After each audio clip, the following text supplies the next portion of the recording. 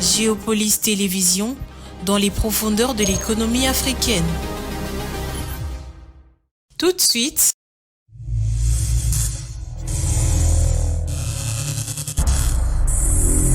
bulletin.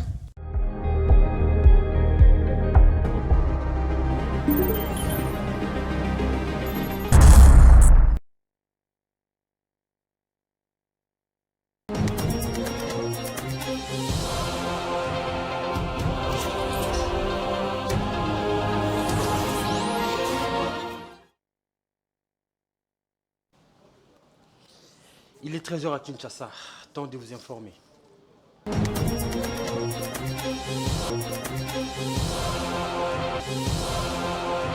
On va ouvrir ce bulletin d'information avec cette nouvelle. La ville de Kinshasa s'est réveillée dans les mois ce dimanche matin suite à une tentative de coup d'État avec des attaques armées au palais de la Nation et à la résidence du président de l'UMC, Vital Kamerhe. Des assaillants conduits par un certain Christian Malanga, congolais vivant aux États-Unis, ont été maîtrisés par l'armée. Suivez ce qui s'est réellement passé selon le point de vue des forces armées de la République. Des coups d'État a été déjoué ce dimanche 19 mai 2024, tôt le matin par les forces armées de la République démocratique du Congo. L'opération menée par Christian Malanga, un ancien capitaine de FARDC, habitant les États-Unis à la tête d'une cinquantaine d'individus, a visé les résidences de la première ministre Judith Suminwa, du vice-premier ministre Jean-Pierre Bemba de la Défense nationale et de Vital Kamerhe avant de cibler les palais de la Nation. La résidence de la première ministre n'a pas été identifiée comme Jean-Pierre Bemba était absent de sa résidence.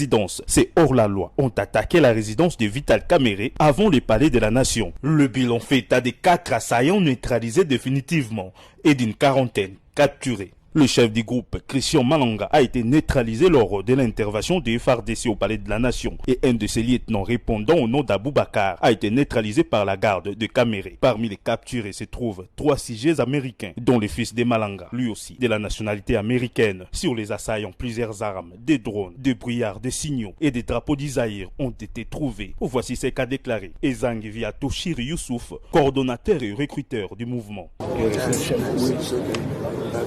La target du président Bemba, Kamerhe, madame Premier ministre, na wuti Angleterre. Na landaika la mouvement ya sabi soke no, soki to sala ye ba Bemba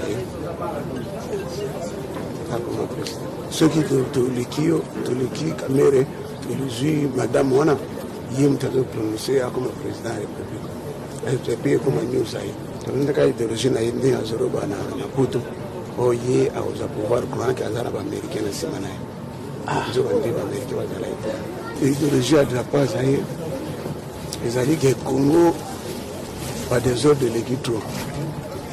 Ceux qui ont changé, quand commission a Zahir, des ordres doivent négocier là. L'idéologie à Zahir, nous avons infiltré, Nini, Balati, Combat Congo. Ceux qui te continuent dans le Congo, rien ne va changer. Donc l'idéologie de Zoma d'Azaïr va changer, l'idéologie de bien. La population doit vaquer librement à ses occupations. L'armée a la parfaite maîtrise de la situation.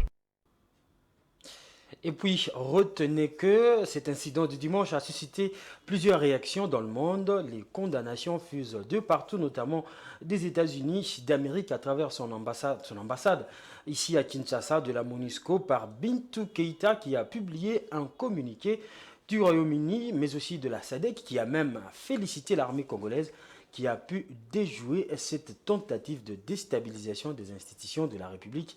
À Kinshasa, les autorités appellent à la population au calme tout en restant vigilant.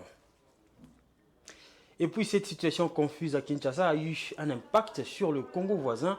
À Brazzaville, un obus est tombé sur l'arrondissement Bas-Congo et a fait des dégâts matériels et humains, pas des morts, mais un blessé qui a été acheminé à l'hôpital. Je vous propose de suivre ces images et les récits de nos confrères de Brazzaville. De Bakongo, deuxième arrondissement de Brazzaville, ont été réveillés aux premières heures du dimanche 19 mai 2024 par les détonations des obus. Tirés depuis Kinshasa, capitale de la République démocratique du Congo, suite aux altercations de l'armée et actes d'incivisme perpétrés par des présumés malfrats dans cette capitale, ces obus sont tombés sur 5 ruelles de ce quartier, notamment rue Archambault, Molle, Alexandrie, Béranger et Antonetti, occasionnant des dégâts énormes. Informé de la situation, le maire de Bakongo est allé constater l'ampleur des dommages et rassurer les victimes de l'assistance de l'État. Alertés, informés, nous nous sommes rendus sur les lieux où nous nous trouvons présentement pour constater, n'est-ce pas, et faire un état des lieux en termes de dégâts matériels et surtout humains. Nous sommes ici sur la rue Alexandrie. Alors quelques dégâts matériels assez importants et un dégât humain. Ce sont les effets collatéraux de ces détonations, de ces explosifs que nous avons reçus en provenance de Kinshasa. Maintenant, vous dire l'origine, qu'est-ce qui s'est passé de l'autre côté, nous attendons que les officiels eux-mêmes, j'en suis un, mais la hiérarchie qui est là, maîtrise mieux l'information pour que les populations de Brazzaville et celles de Bakongo s'apaisent. Ce qui est important dans un premier temps, c'est de se rassurer qu'il n'y a pas eu mort d'homme, qu'il y a eu des dégâts matériels assez importants sur les habitations. Mais je pense que personne n'est mort. C'est déjà ça, Dieu merci. Et le reste, on verra. On verra et vous serez informés en temps opportun. Victimes des projectiles, ces habitants n'ont pas manqué de relater les faits. C'était à 5h30. J'ai entendu seulement le bruit. J'ai entendu seulement, parce que moi je dormais au salon. J'ai entendu seulement le bruit. Bah, moi j'ai dit, ah mais ça c'est quoi? C'est le cartouche. Je suis allé réveiller la famille. Madame et les enfants, quoi. Ils étaient dans la chambre. Moi j'étais là. C'est la flamme qui sort de la maison. Je ne connaissais pas là où ça venait. Et puis du coup, bon, c'est là où... D'abord prendre l'enfant et de sortir. Il y a eu des éclats.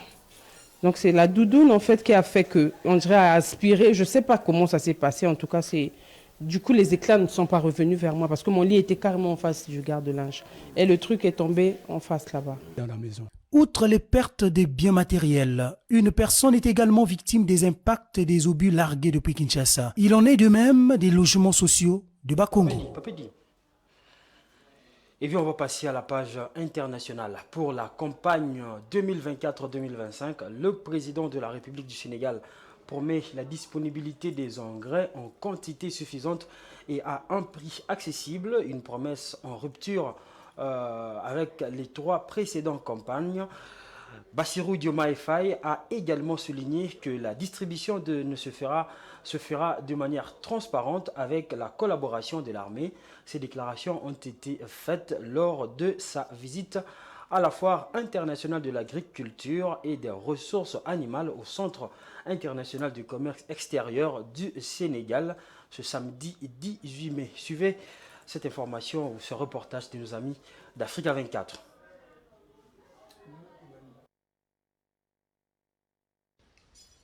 Au Sénégal, avec un budget de 120 milliards alloué à la campagne agricole de cette année, une baisse de plus de 22% est mise en œuvre sur le prix des engrais, une réduction qui concerne également la filière tomate avec une baisse de 19%. Cette année, la sélection des fournisseurs d'engrais a été soumise à un appel d'offres, ce qui a permis d'accéder à cette baisse. Le prix de l'engrais va baisser cette année comparativement aux 3 dernières années. Mais mieux, il y aura une plus grande disponibilité de l'engrais.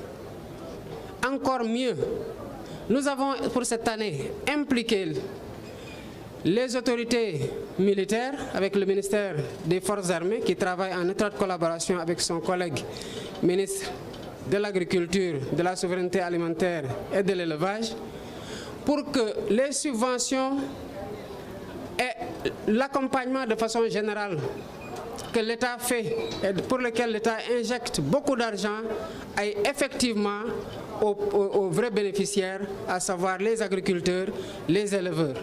Pour relever les défis liés à la sécurité alimentaire, le gouvernement sénégalais affirme son intention de renforcer les investissements dans le secteur agricole, tout en s'engageant davantage dans la gouvernance afin d'assurer des résultats tangibles.